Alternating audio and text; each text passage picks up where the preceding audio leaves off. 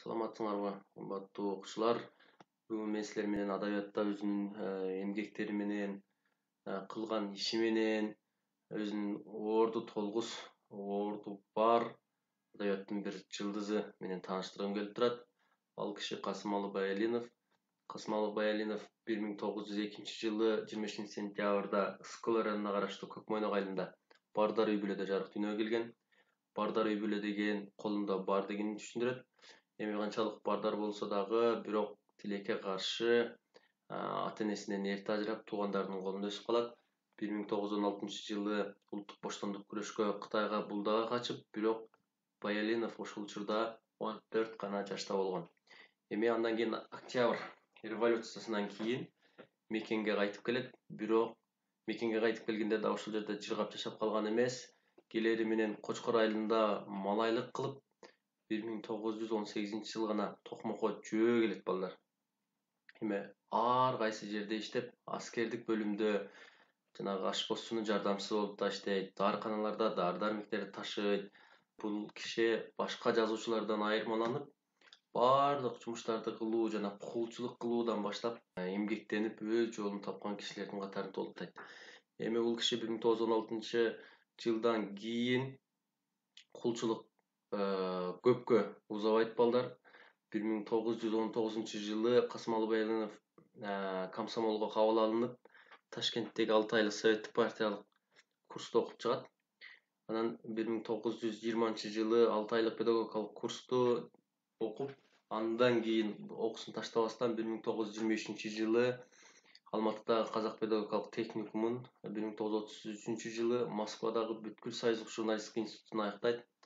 Окууларынын аралыгында бир топ иштегенге да үлгүрүп, 20-жылы Нарында комсомол комитетинде эмгектенип иштеп калат балдар. 1923-жылы Москвадагы Борбордук басмакананын кыргыз бөлүмүнө редактор кызматына отуруп, өзүнүн эмгек ишмердүүлүгүн ошол жерден улантат. Эми бул кишинин чыгармачылыгына кайта турган болсок, алгачкы ырларын Касымалы Баялинов 1920-жылдардын башында эле жазып, алар казак, татар тилдеринде басылып чыккан. Өзүңөргө маалым болгондой, буга чейинки жазуучулардан жана биз алдыда өтө турган жазуучулардын көпчүлүк чыгармалары, эмгектери кыргыз, казак, татар тилдеринде чыккан.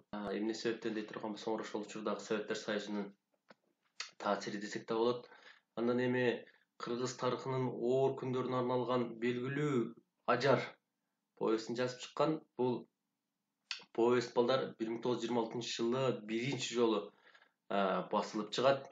Эми бул чыгармада ачкачылык, жокчулук өкүм сүргөн заманда карапайым элдин арылбаган арызы, муун, жөнөкөй, жатык, бирок ошол эле учурда терең, таамай жана көркөм берилген бул чыгарманын кыргыз прозасынын башаты болуп эсептелип, жанагы кыргыз чыгармаларынын эң алдыңкы катарларын толуктап турган чыгармалардын бири болгон. 1926 жана 28 жылдары, андан кийин 1935 жана 37 жылдары Кыргыз Манбастын башкы редактору болуп иштеп калган. Кыргыз Манбас боюнча силерге айтып берген мурун Алы Токонбаев дагы. Эми 1933 жана 35 жылдары Скөл облусунун Жети Өгүз райондук гезитинде редактор, ал эми 40-жылдан 41-жылга чейин Советтик Кыргызстан гезитинин башкы редактору, 41-жылдан 44-жылга чейин Ысык-Көл Правдасы облустук газетасынын редактору болуп эмгектенип, ошол жерде иштеп калган балдар. Ал эми ушул 39-жылдарынан СССР жазуучулар союзуна мүчө болуп дайындалат. Алы Токонбаев жанагы ошол учурда төрага болуп турган учурда, ал эми 1944 жана 47 жылдары ошого улай 49 жана 55 жылдары Кыргызстандагы жазуучулар союзунун башкармачылыгын жетектеген.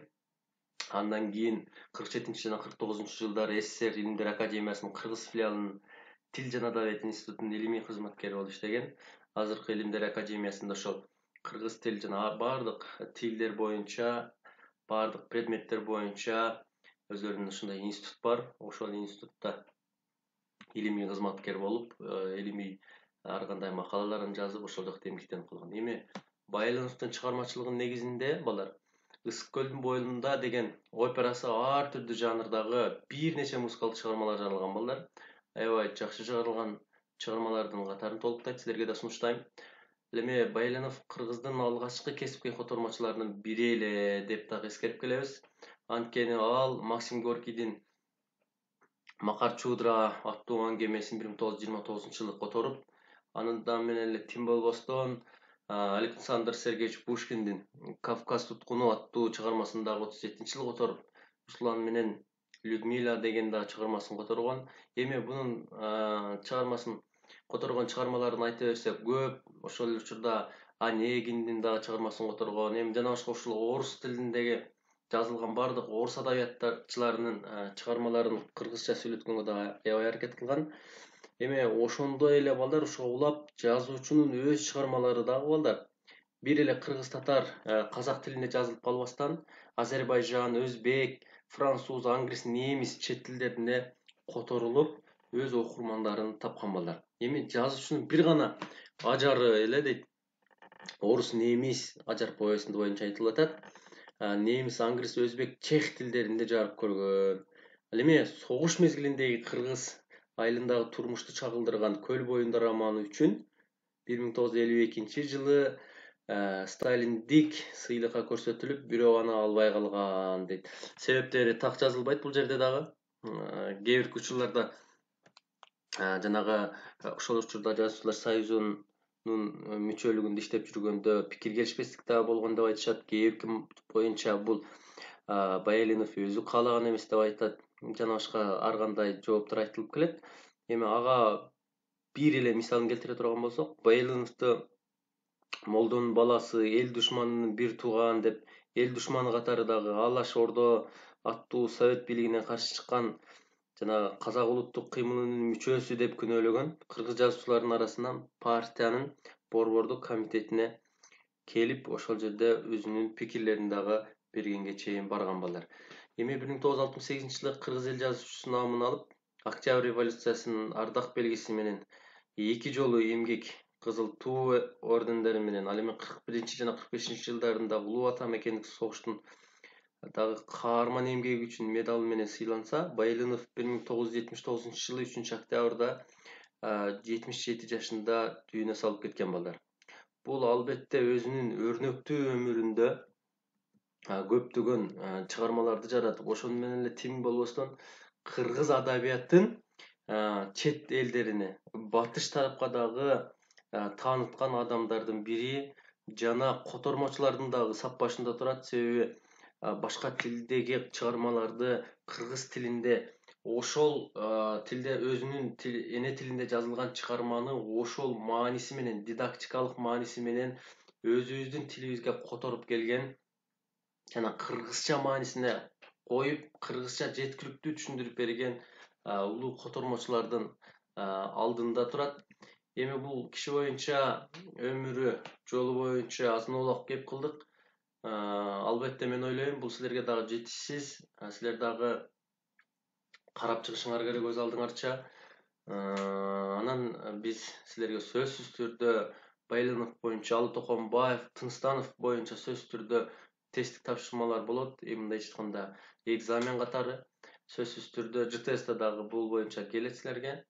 Өз алдыңарча дагы даярданасыңар деп ойлойм. Эми балдар, силерге бир тапшырма, Байлиновду адаттагыдай эле дептериңерге керектүү жерлерине жазып аласыңар. Анан кийинки Zoom сабагыбыз бул жумада эмес, кийинки экинчи күнү болгондугуна байланыштуу. Байлиновдун өмүр жолун өзүңөрдүн оюңарды топтоп турасыңар. Кийинки ушуктоо сабагында сөзсүз түрдө темага кайрылып, ар бири боюнча силерден сурап, жанагындай маалыматтарды топтоп алабыз. Ошон үчүн баарыңарга ийгилик каалайм балдар. Күнүңөр көңүлдүү улансын.